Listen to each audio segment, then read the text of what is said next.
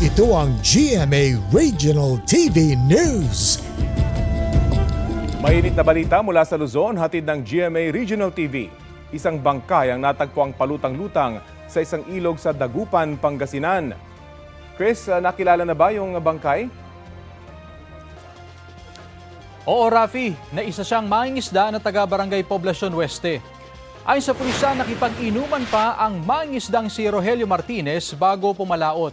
Hindi na siya nakabalik hanggang nakita na lang kinabukasan ng kanyang bangkay sa bahagi ng ilog na sakop ng Barangay Pantal. Dinala siya sa ospital pero idineklarang patay na. Nasunog naman ang isang truck matapos maaksidente sa Antipolo, Rizal. Nagangalit na apoy at maitim na usok ang nasaksihan ng mga motorista sa kahabaan ng Zigzag Road sa Barangay San Jose. Bahagyaring tumukod ang daloy ng trapiko. Base sa salaysay ng pahinante ng truck sa Office of Public Safety and Security, nawala ng preno ang truck. Para maiwasang makaaksidente ng iba pang sasakyan, ibinangga na lamang ng driver ang sasakyan sa isang poste. Dumiretso pa ang truck sa isang kubo at ang mga panindang buko roon. Sugatan ang nagtitinda. Bahagya namang nadamay sa sumiklab na sunog mula sa truck ang isang motorsiklo na nakaparada sa gilid ng kubo. Ayon sa pulisya, nagkaayos na ang mga panig sa pagsasaayos sa nasirang kubo, pati na ang pagbabayad sa mga buko at nasirang motorsiklo.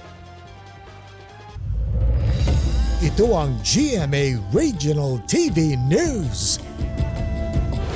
Mainit na balita sa Visayas at Mindanao, hatid ng GMA Regional TV. Nahulog sa bangin ang isang multicab sa Yungon, Negros Oriental. Cecil, kumusta yung mga sakay nun? Rafi, nasawi ang 8 sa 20 sakay ng sasakyan. Batay sa investigasyon, papunta ang mga sakay nito sa isang lamay nang nawalan umano ng preno ang multicab na paakyat na kalsada sa Barangay Tigib. Nagpagulong-gulong daw ito sa bangin at tumama sa malalaking bato kaya 5 pasahero ang dead on the spot. Sa ospital naman, binawian ng buhay ang 3 iba pa.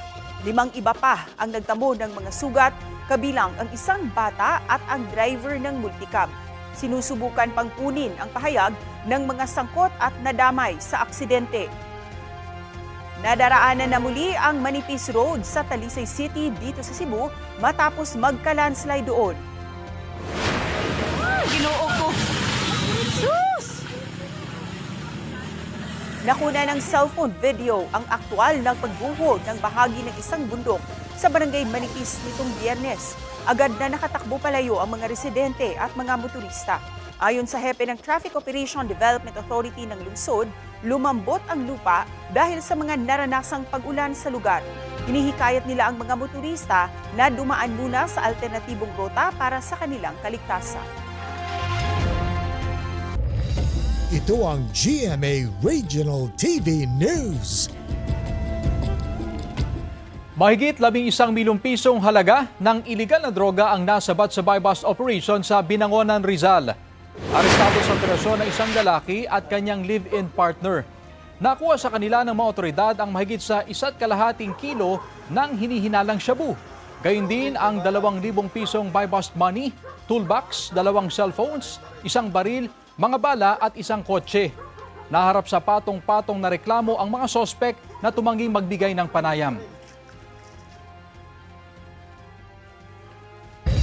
Ito ang GMA Regional TV News.